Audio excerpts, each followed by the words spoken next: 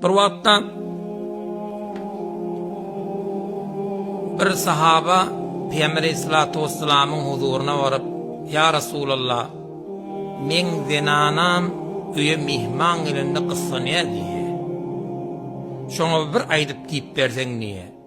Mihmanyň bir şüjere bir gowlatlygyndan, ölü bilen belan sowýarlygynyň, faziletinden.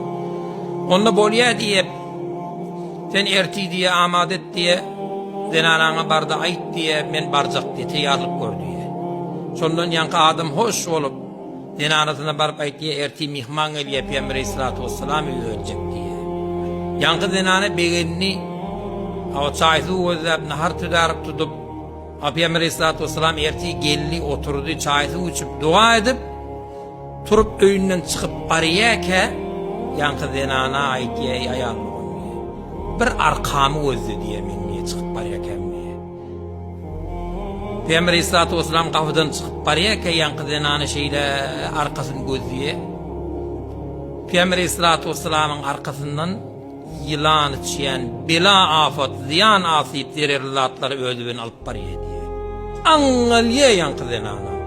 Ya Resulallah sallallahu aleyhi ve sellem, fakat sen öýe mihman bolup gelenmi şeýlemi?